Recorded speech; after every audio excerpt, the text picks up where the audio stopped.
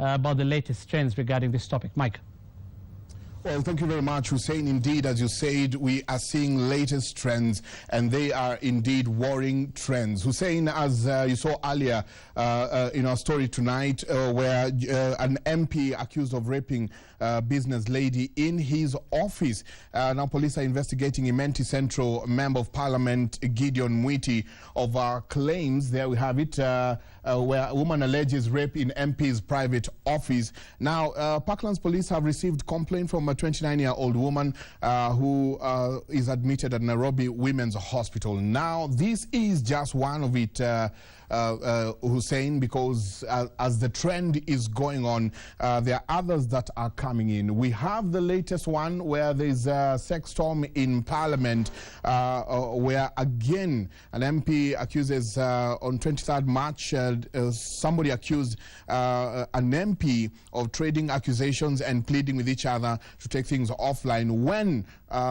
Joyce Lay went ahead and accused one of her Member of Parliament colleague for having sexual advances at her. Again, Hussein, we also saw the Juja Member of Parliament accused of harassing a lady employee. There were SMSs that were coming in that he sent SMSs to this particular lady, and Juja MP Francis Waitito, who recorded a statement with detectives of claims that he fired a female employee when she refused his sexual advances. Who's saying these are trends that are coming in at a very, very high rate in this country. Earlier on, you remember last time, it was in December, actually December 19th, 2014, where Mbita legislator Emilio Diambo claimed that there were some men who are members of parliament who attempted to undress her on a particular Thursday inside the chambers. Now, Hussein, questions abound tonight.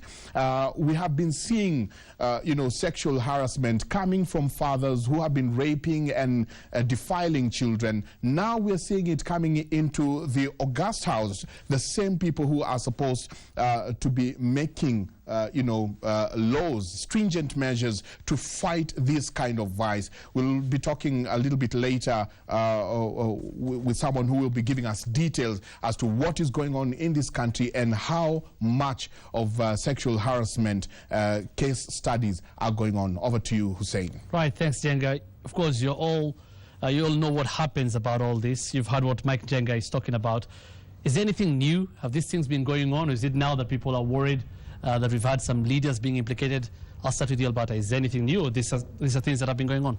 These are things that have been going on. These are cases that we've seen over the 14 years. We've seen gender-based violence cases, over 29,000 survivors coming on board. What I'm thinking now is that then gender-based violence survivors are now, systems are in place, the response mechanism now is working, and people are getting more confident to voice out and say exactly what's happening to them. So there's more reporting. There's more reporting. What would you say? Yes, I would echo what Alberta is saying with regards to reporting, because a lot of awareness has been created in as far as sexual and gender-based violence is concerned, and we can see more and more people coming out to talk about cases of violence. And I think the saddest thing is that women still bear the brunt of many of the violence cases that we are seeing in the society. So it's something that we all need to talk about, right, and not shy away from really saying it as it is. Right, and it's important that you've mentioned that women still bear the brunt, but people are still asking, men are also affected, aren't they? Christine? Yeah, that is for sure. Men are also affected, but you see the magnitude of the people who are affected, the sex is the women who are affected more than the men. And the women have actually, over a period of time, come forward to report the cases of sexual and gender-based violence, unlike the men who are not reporting. And maybe to touch on the trend of sexual harassment, we are seeing that more is coming out of women, even women in positions of power, and women who are actually even in other lower level positions are actually also being harassed sexually. So it's actually a trend that is ongoing. But as the Alberta and Philip have said, yes, there's been more awareness, and that's why there's more reporting. Right. We'll go back to the issues of reporting and gathering evidence and all that shortly, but let me now go to Wangu Kanja. Apart from being the founder of the Wangu Kanja Foundation, you have been a victim of sexual harassment? No, it was rape. It was rape. So just tell us briefly what happened. It was a carjacking incident, and one of the carjackers raped me at gunpoint. And I can say it's not one of those things that I would want either a man or woman or even a child to go through, because it destroys you as an individual. People don't see that, but some of the consequences we are seeing in the society are from forms of violence that have not been addressed, or past injustices that have not been addressed. Right. Yeah. It's important, of course, for us to get your experience, and I'm sorry I have to make you talk about this. I hope you're comfortable with that. But this happened how many years ago, or how many months ago? Or? It happened in 2002. 2002. Yeah. Okay. The situation In then Nairobi was or in Nairobi, Right. Where and exactly? then in Eastlands. There was a lot of insecurity, many carjacking incidences, and most of the people who, like the people who were perpetrating the theft or burglary then were young men. So it just happened. I was going home and In we a were car, carjacked. or- Yeah, in a personal car. In a personal car. And we were carjacked, Okay. and we wouldn't have done anything else because they had guns. You're And with other people when you say we work at yeah, the car had 3 people, Right. myself and 2 other people. that you So, didn't know. Yeah, no, we were business partners. Okay. Yeah. So the way you can be using the same car to move from point A to point B, that was what was happening. They were dropping me home because we were just from work, and then we stopped over for someone to pick their pullover or jacket, and then some carjackers were trailing us, and then it so happened that I was the only. Unfortunately, I was the only woman in the car, and then it happened. So they took you out of the car and We went round in circles for a Okay. couple of hours, and then they dumped off the 2 men, and then they went off with me, and it happened at City Stadium. There was a place where it was it was fenced with iron sheets, and that's Okay. where it happened. okay. Yeah. And I'm sorry about that. Was anything done? Did you go and report this? Was anything done against these people? Or? We went because at some point I had to go and report at the police station, and then we came back with the police.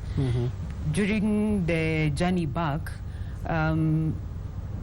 one of them asked me whether anything happened, and I kept on saying no because I knew what they would say. So What did you say? eventually, What do you mean? What you knew what they'll say? Like the outlook, the way we look at Kenyans, as Kenyans, the way we look at police, there are these people who are ruthless, not sensitive. So for me, it was, I can't open up myself to them because I already have that picture of they won't accept or take in what I'm saying kindly. So, and true to my thoughts and words, they told me if I have a boyfriend or married, I should not tell them because they will leave me because it's like I'm tainted or I'm not clean. Okay. Yeah. Okay, I'll come back to your experience. Ashura. How much is what she is saying a problem when you're reporting these cases? It's really a problem because in a year at the center, we support about 3,000 survivors with free comprehensive medical care to them. But you'd only find about 15% of these survivors reporting to the police and actually seeing the process through. Through a lot of discussions with the survivors, they'll tell you the number of reasons why they would not want to report. So one, as Wangu Kanja mentioned, is they wouldn't want their next of kin. They're not sure about the support system they'll want after that. Yeah. Some of them also do not, they find it very unfriendly to go and report at the OB and to say, you know, I've been raped and Yeah, all that. And yeah. some of them would talk about the comments, the friendly comments they would get. Right. Again, also the process of the court system. It takes too long for these cases. We even have about 4 years. We offer expert medical testimony in court. So even 4 years ago, you know, you'd be called as a doctor, for example, to go and offer this testimony in court. So they don't want that long process because then there's re-traumatization. The the courts are not also friendly. You're standing here, the perpetrator is, you know, right across. Right. The court is full. It's a bailable offense. 73% of the perpetrators, of the survivors know they're perpetrators. Yeah. So I don't want to report you today, then tomorrow I'm, Tomorrow I'll you know, see you. beating, I'm Yeah. saying you get. So there are a number of reasons why then survivors would mention they don't report. Do you what do you think of the numbers that come forward to report these cases? Generally, rape, sexual harassment, and everything. I think the number that you are seeing is still at the minimal, because a lot of times the trauma that is associated with reporting these cases really precludes people from coming forward and saying, talking about it. Because the moment you report a case and you'll be branded, yeah, in the society, people will start saying, in fact, if you are Mary, they'll stop calling you Mary. They'll start saying that woman that was raped, that girl that was raped. Yeah. So your name ceases to be anymore. So that alone makes it very difficult for people to come out and report. Another thing is the long and winding legal justice system is also another deterrent for people to report these cases. Because somebody says, if I'm going to take 4 years, like Alberta is saying, then why should I even go forward and report this case? And you have to use resources, going to court, going for medical checkups and all these kind of things. So it makes it very difficult because the psychosocial support structures are not even there for the survivors and victims of sexual and gender-based violence. So essentially what we are seeing, I would say those are not really the numbers that we would really want to see out there, because again, remember, when these cases happen, it's about issues to do with power and control. Whoever rapes, whoever defiles a child is somebody at a position of power. So if they are at that position of power, essentially it means that if you dare go and report them, they'll come back to you. So people fear going to report these cases, and plus when the stigma that's associated with with rape and other forms of violence really is a major bottleneck in seeing these cases happening. Okay, we also have another victim who will tell us about her case with Michael Njenge in the other studio shortly. But let me come to you, Christine. He's actually mentioned another thing here about the people, perpetrators, or people who do this. Actually, it's a position of power. I don't know if that is true in all the cases. And the issue about the burden of proof and evidence that gets collected, and how crucial is it when such things happen? Okay, first on the issue of the position of power, many times, and based on our experience as FIDA, the people who violate you sexually are people who are often closer to you than most people. They know your mode of operation, they know you're coming and going. Even the people who actually defile children, you find many times it's a relative, or even a parent. You see, it can be a relative you're living with, or a parent, or a worker, but who knows that the adults, the parents of the child or the guardians of the child are aware at that particular time. Or sometimes also we find instances where girls are also defiled in schools, and those are their teachers that has actually been made to take care of them in the school, and they defile them. So that is actually one thing. Right. But in terms of collection of evidence, it's very crucial.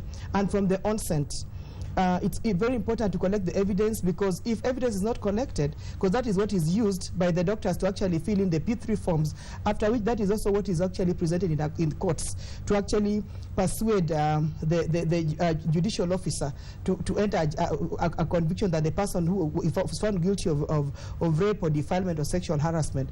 So from the onset, it's important that survivors, number one, they're told not to shower. I know that there's that stigma, you're feeling dirty and all that, but it would be important that people do not take a shower.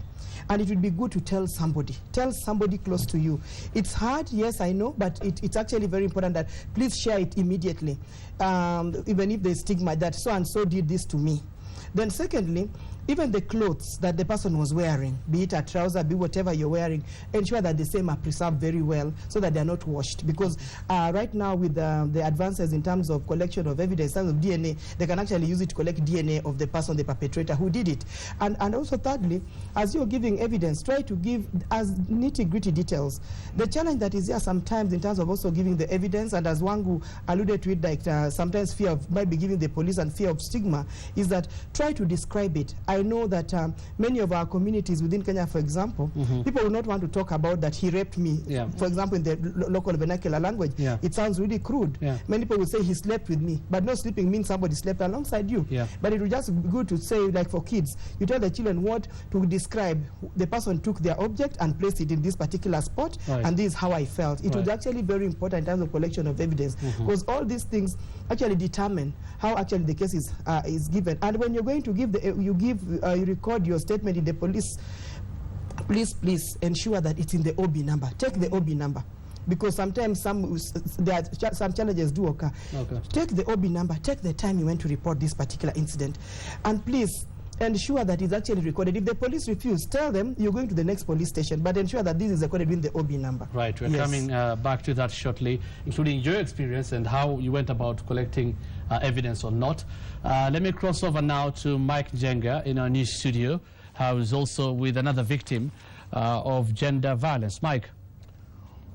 Well, thank you very much, Hussein. In fact, tonight it's not a victim. We have Wangeshi Wachira. Wangeshi Wachira Moegi. She's the Executive Director, Center for Rights, Education and Awareness. Thank you very much for joining us tonight. And one question that is actually coming in from social media is how do we define sexual harassment? Because some people are saying, is sexual advance, and am I harassing somebody if I do sexual advance? How do we define it? Thank you very much. My name is Wangeshi Wachira, and I work as Executive Director, Center for Rights, Education and Awareness, yes.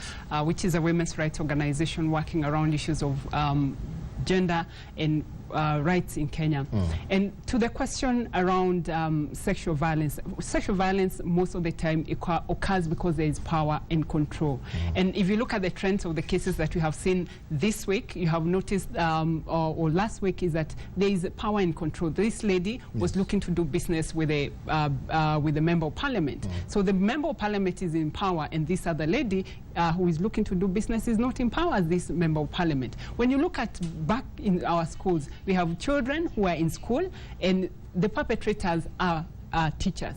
Again, people who have authority and who have power, and therefore they perpetrate the children. Again, even going back to our homes, because it has been researched that 90% of the cases of sexual violence does happen to people it does happen with the people around us. It's about a father, it's about an uncle, it's about a cousin. It's really people who are with the people that we know. So sexual violence, of course, defining for young children before the age of 18, it's called defilement. Above the age of 18, that's why it's defined as rape. But at the end of the day, it's about power and control. Power and control. How bad is it in the country? How many cases, like for example, with crew, how many cases are you dealing with in a day? I'll tell you, I have, for the last 10 years, I have done this work, and I can confirm that in a day, we represent more than 5 women in court. And by representing 5 women in court, it means that we have a lawyer who is then able to go to court, who is able to follow up on this matter. And I must say that is a very tedious process,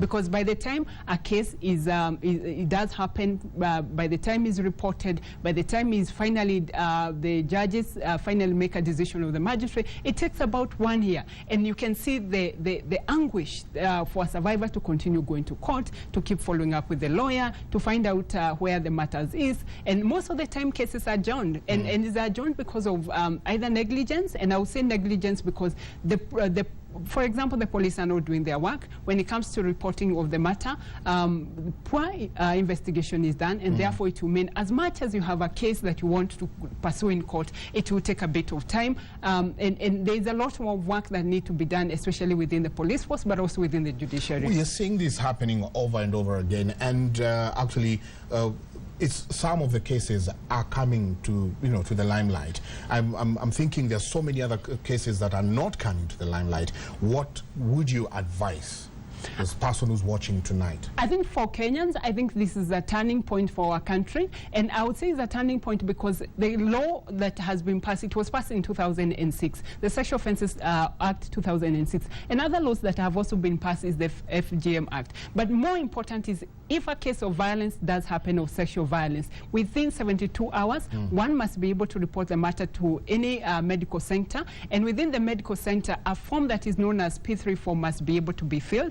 And after that, the matter must also be reported within police station. And the same matter should be entered in an OB book. You should ensure that the police have entered in an OB, and a statement must also be taken. And subsequently after that, and more important for any survivor of violence, that if it does happen, I know it's, of course, as a human being, the first thing you want to do is to shower. Do not shower at all. And why that is important, Jenga, is because that is part of the evidence. Yes. Your clothes, if you have been violated, do not wash those clothes clothes. I know you want to get clean as fast as possible. Yes. Do not wash yourself.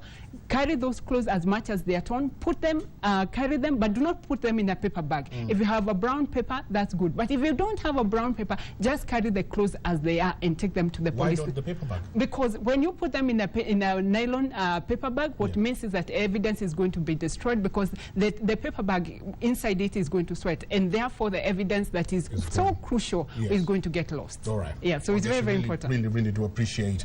There you have it. To say, we'll be talking to Wangeshi Wachira Mwegi. She's Executive Director, Center for Rights, Education and Awareness. And remember what she's just said. Don't feel embarrassed that you're feeling dirty or anything. Remember, the crucial thing is you have to have evidence for a case to go on. We take a short break. Monday Special. We'll be right back.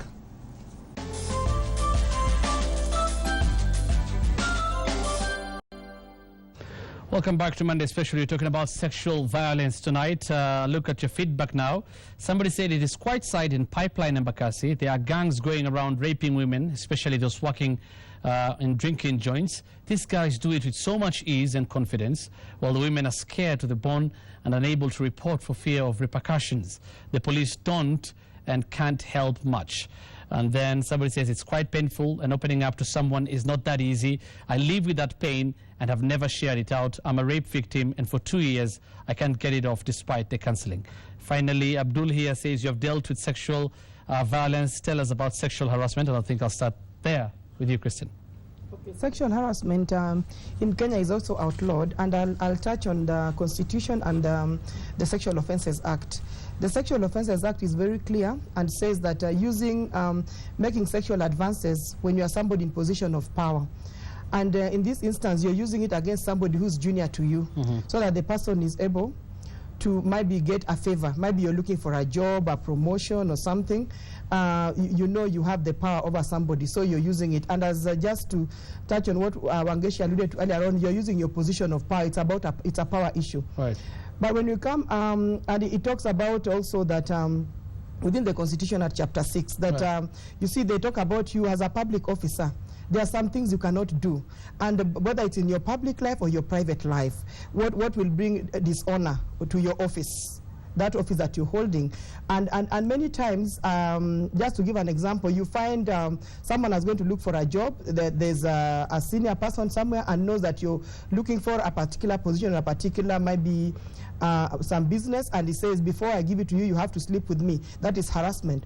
Or might be somebody else says, before I give you what you're looking for, you have to have a date with me. That amounts to harassment. And just to say that it can be by way of physically touching you, or actually sometimes even the comments, because there are times people tend to ignore the comments. Right. But the comments can also be, they can actually make you have a mental anguish and torture, and you're not comfortable. And how do you prove that? How do you prove it when it's a comment or somebody just touched you? Like when you're talking about rape, you're talking about the need not to take a shower immediately after to try and preserve the evidence that you go and report it. How do you prove it when somebody has touched you or made some comments that amount to sexual harassment?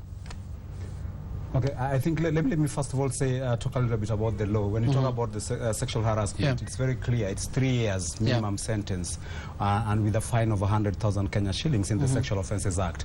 And if you read the Constitution, Article 28 is very clear that a person has inherent dignity and to have the right for that dignity to be respected. And in the event that somebody doesn't do that, then essentially they are violating your rights as a person.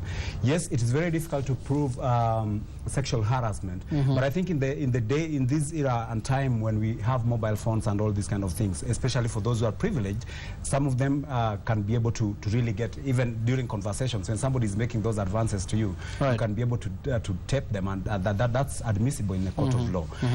At certain points when somebody touches you and all this, we have DNA that can be used as a proof to test that this person did that. Like, of course, okay. Like for instance, if I was to touch Alberta right now, somehow because of the my palm probably sweating. But that is only if you touch her on the skin, isn't it? On the, or even on the cloth. Okay. And interestingly, DNA can last up to 100 years just by it being on a piece of cloth. So that can be tested. But the thing is, the deterrent is the fact that it's very expensive even to do a DNA test, and that's one thing that is prohibiting people from getting to report these cases. Right. But in offices where somebody make such kind of advances to you, I think what is happening right now is that within different institutions, we are seeing a situation where we are coming out, we are actually advocating for policies and measures to be put in place that addresses such kind of issues like gender-based violence issues. So every institution, I think including even in the media, where you need to have those laws to be put in place, and the person's dignity must be respected. Right. Maybe I could also add in terms of the law, in the sexual harassment is also covered in the Public Ethics Act. It's also very clear in the Employment Act, whereby if you have more than 20 employees, then you need to have a sexual harassment policy in place. Part of what constitutes the sexual harassment policy, for example, it includes what would I say? It also includes, for example, how do you report and what action is taken. So then when employees are in a job or they get employed, there's an induction and orientation program. Right. So then that also needs to be cascaded to them. Just rightfully, as Christine and Phil said, it's not just the SMSs, you know, and sexual harassment can also be, for example, what you're watching on your computer screen as other people pass. So it might not also be intentional that I'm targeting at Christine, but also what are the other people around. So of course there are the employees at times, you know, and they're able to also add to the SMSs. We've seen previous cases, the SMSs that are sent to people, the WhatsApp images and things like that. Also that constitutes that. Yeah, you want to say something? Yeah, but what you asked that, how do you prove? Yeah. One thing is that you have to always make a report. There are many times that people tend to ignore. We've had clients who say that they ignored. But you see, as you ignore, you're actually making the person actually continue the advances because they think that now it's with impunity that you don't have you need to also speak out. You can actually speak and say, stop it, I don't like what you're doing, or I don't like you touching my dress, or whatever, or what you're telling me. So because the moment you shout or say something, then they'll realize that it's wrong and there's somebody else who will hear. But once you speak out, you also need to report it. Exactly. Many times, and just based on our earlier discussion, people tend to be scared of reporting it, but it's good to report. And as when you get more and more reports, there'll also be action, because you say there's proof is that, but in this time I'm going to look for business from so and so, because not only employment, I'm going to look for business maybe in this office, or I'm going to look for example, widows whose husbands pass on.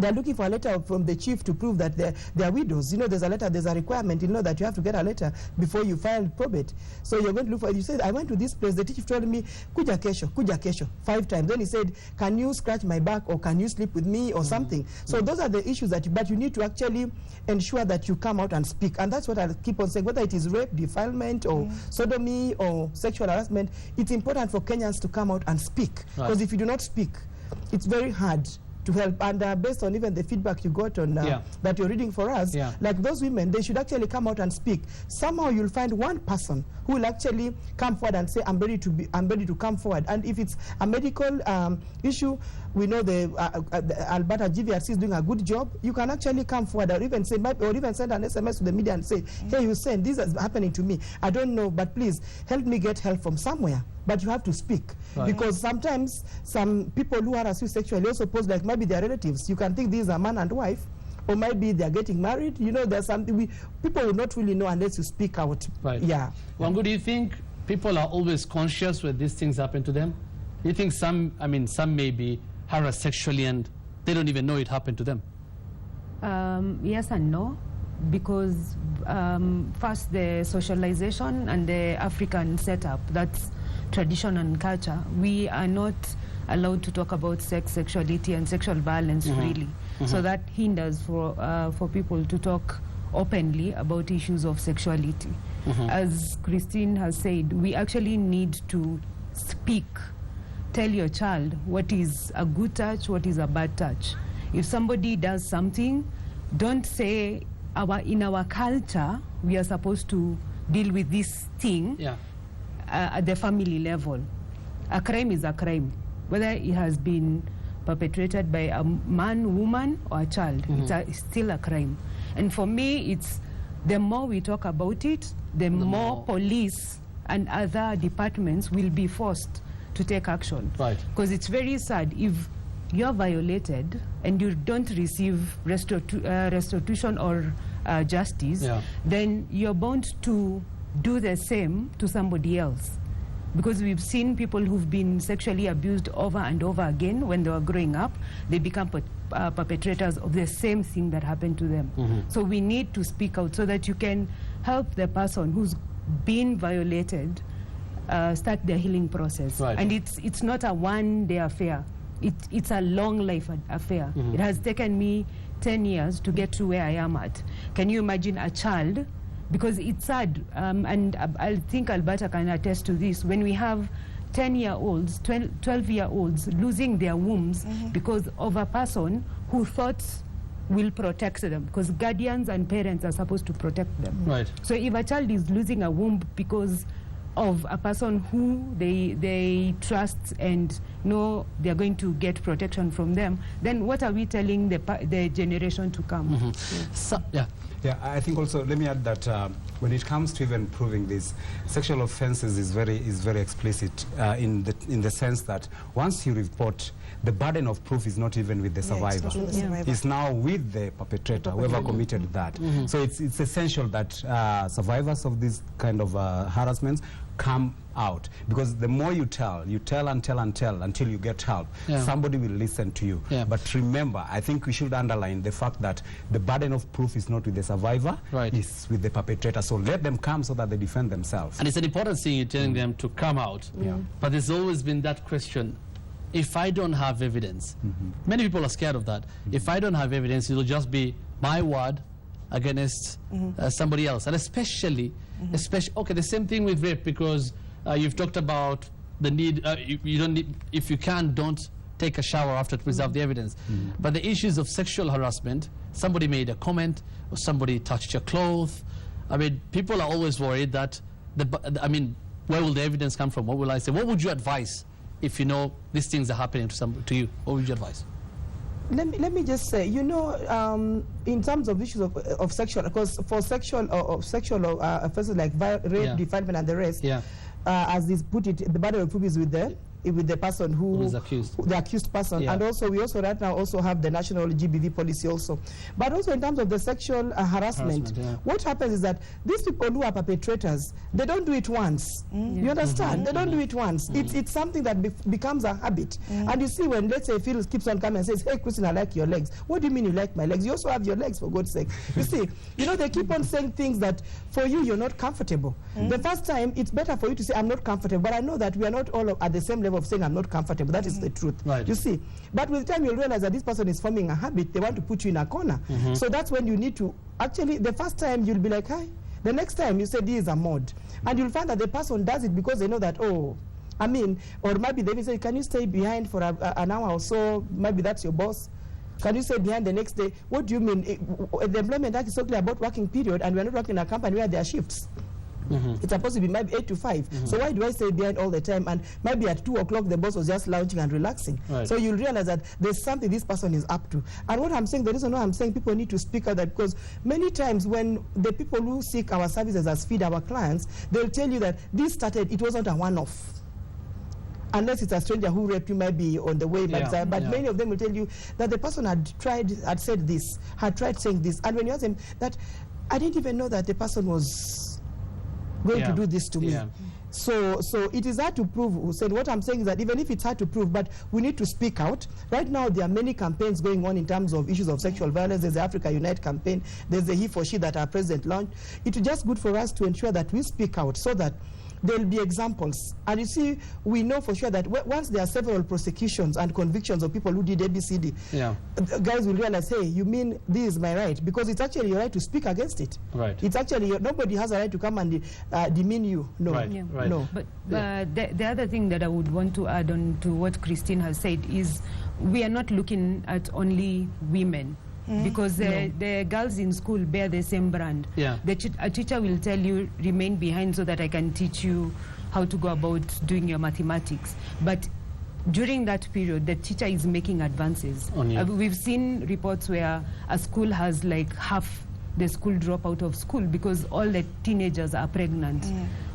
What does that say for us as a country? it's a high time we actually speak up and say this must stop. And Hussein, you're a man, talk to other men and tell them these are our sisters, our mothers, Our wives. our wives. We need to protect them. It's not about people who are outside there. They live with us, they work with us. So why don't we protect them? Instead of saying it's because it's a woman offended you, you will say it's them, So we need to actually understand these are people that we love and care for. It can happen to anyone. Yeah, it can happen to anyone. And now that you've mentioned that, somebody here is asking, I know we talked about it, but it's important for the sake of the viewer who's watching. Are men sexually harassed? Yes. I can respond to that. Yes, men are sexually harassed, and men also go through sexual violence. 6% of the survivors we see at the center are men. So yes, gender-based violence is not violence perpetrated against women only, and it's not just a women's issue.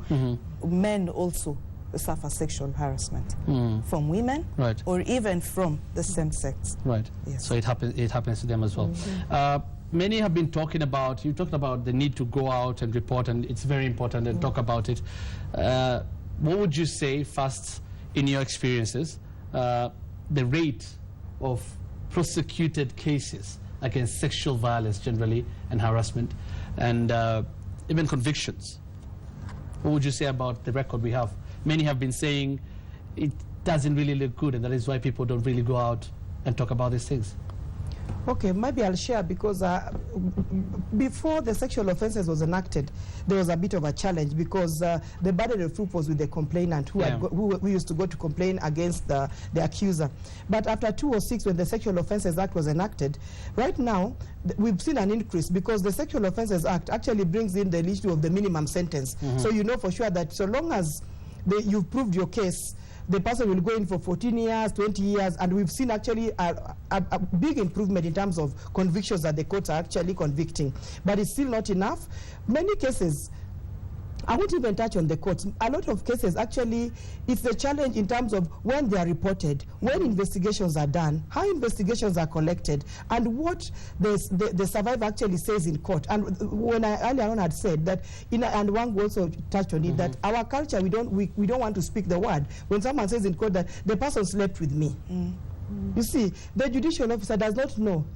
When you start defining sleep, and you have to remember that we also have lawyers defending these accused persons who are also going to say that, but the person said sleep. The person did not say raped me or defiled me. And we don't want, most of us don't know those kind of words in our vernacular terms. But the thing is that a lot of those cases, it's from the onset when this actually heinous act occurs. That is when it actually becomes like a chain of how it's collected, and that's where GVRC has been doing a very good job, the way you preserve the evidence. And by the way, Kenyans should know that you are not supposed to even keep those clothes in a paper bag, a plastic paper bag. It's supposed to be a brown paper. If you put it in a plastic, it will actually erode the DNA and all that.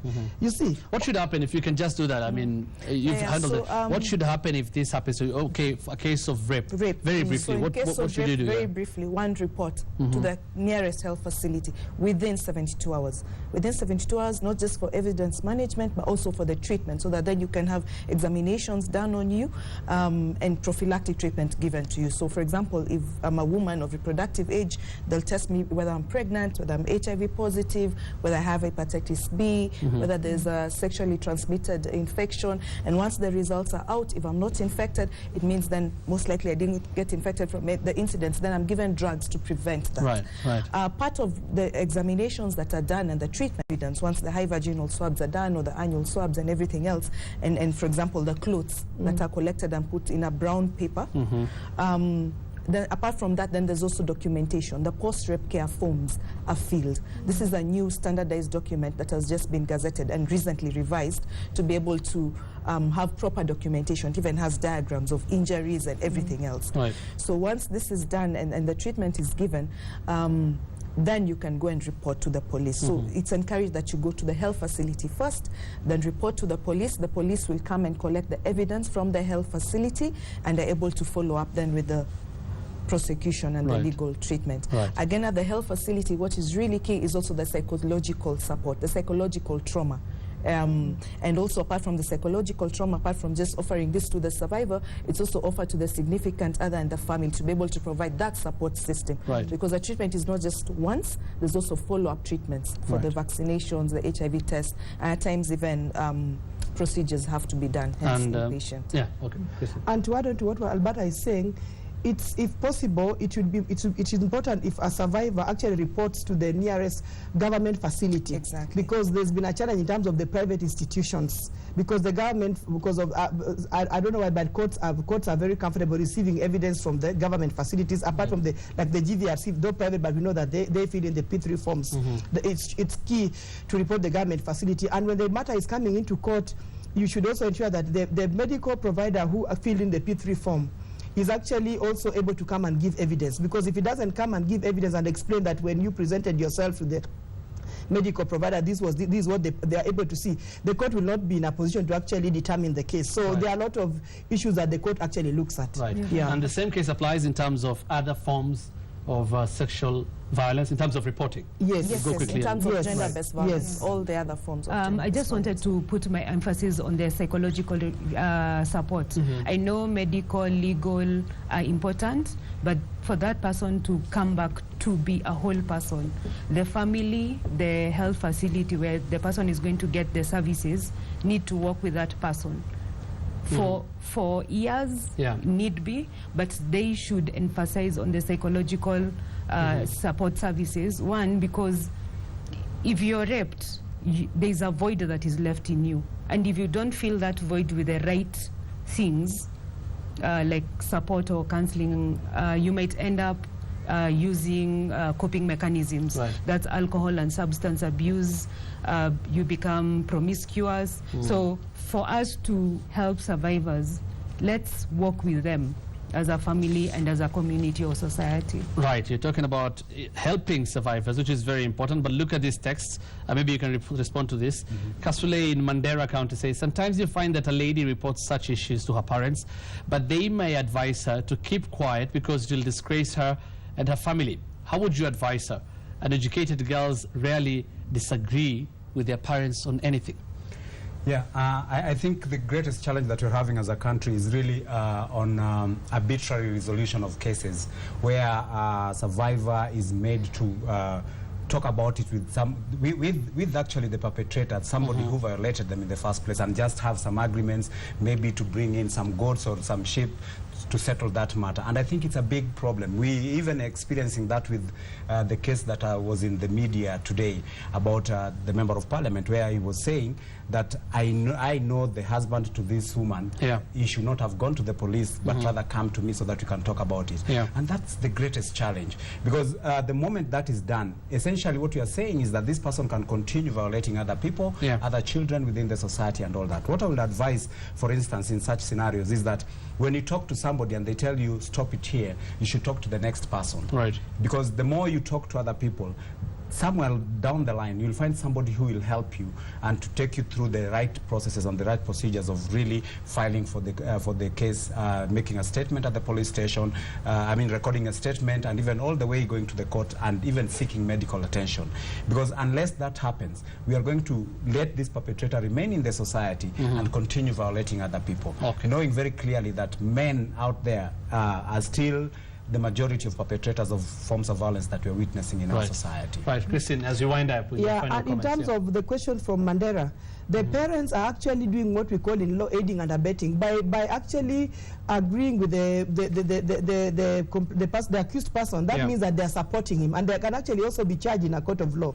So actually these girls should actually step forward and actually report. And if where the parents are refusing, and they know that, and the girls want to go forward, they can actually say, my father or mother is refusing, because it is actually illegal for you to refuse where your child has been raped or defiled, and then you want to actually have a discussion with the person who did it. That is not allowed in our courts, and you can actually be jailed for 3 years as a parent. Okay. Yeah. Here's another one as we now take our last round of final comments.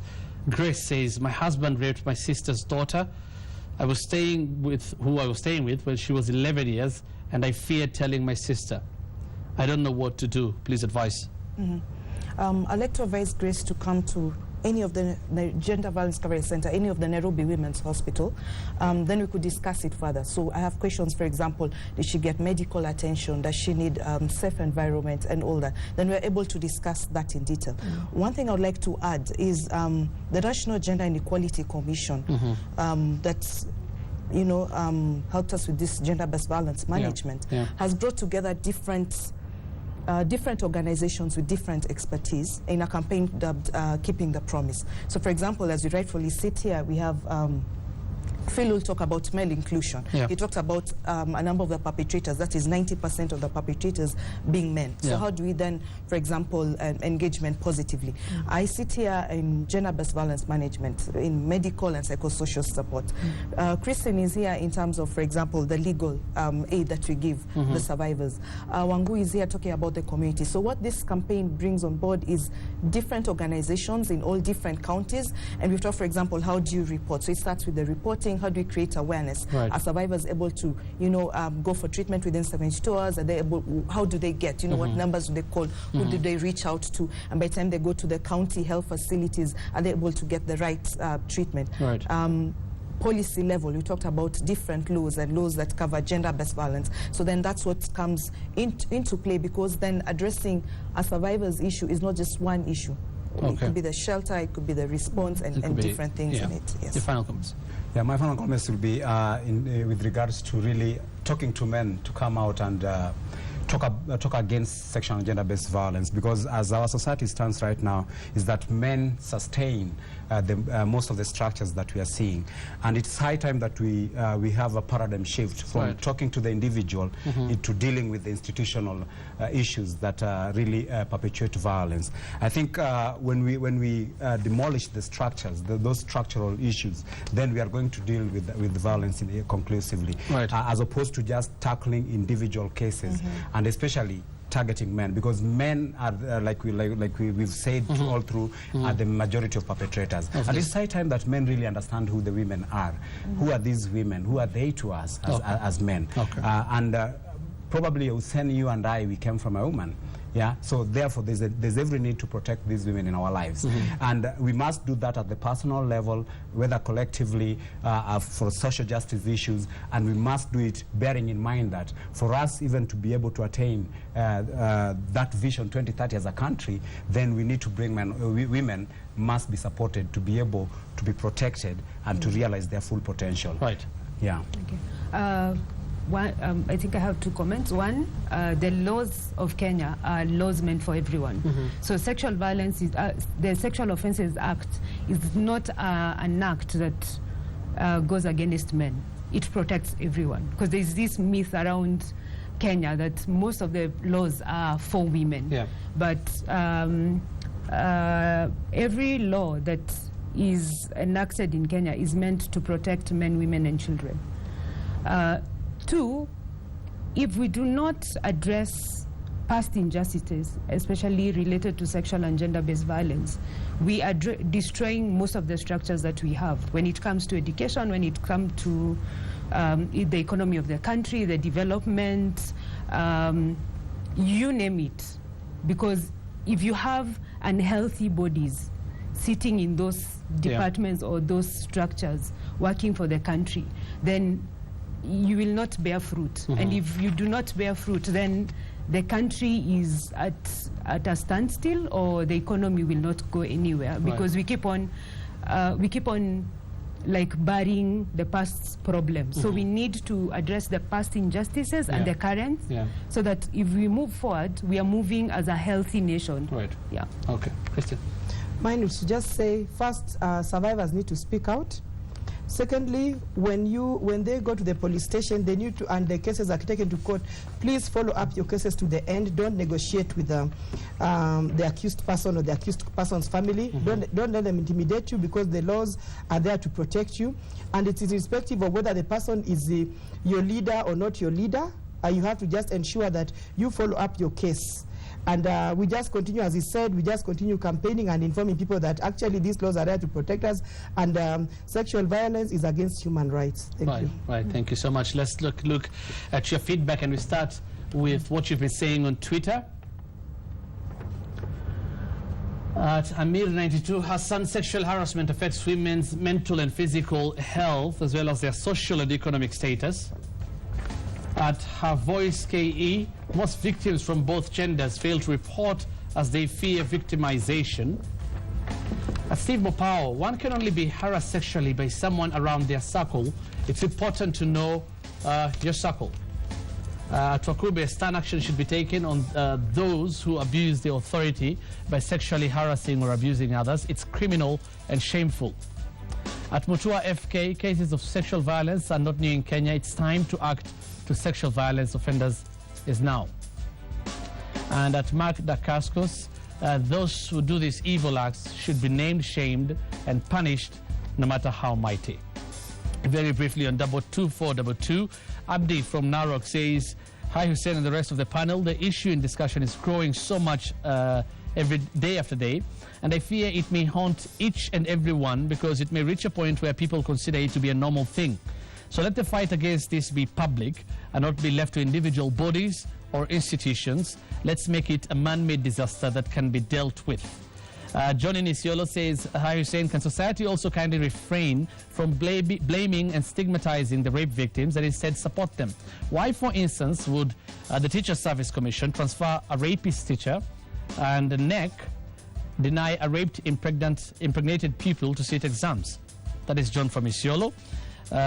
Somebody who says he or she is a trauma counselor. Any type of sexual violence is criminal and a violation of the human person. I think the healthcare workers need to fill the PRC forms because there are many instances where this is not done. Therefore, this becomes an impediment to justice. And finally, Hussein, I think something has to be done. Ask your panel, imagine a small girl defiled and has to repeat the same story to the police first, then to the doctor, and on and on. When will we ever have a one-stop center that is Sue Hussein?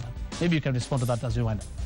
Okay, Babi, to respond to that is that, I know it's painful, but what other countries have done, and I'll give an example of a country like Zimbabwe. What Zimbabwe did was that the child was not able to see the perpetrator and was able to actually show with toys what really happened. But the challenge is that the way our court system is right now still is that you have to give your evidence, no matter how painful it is.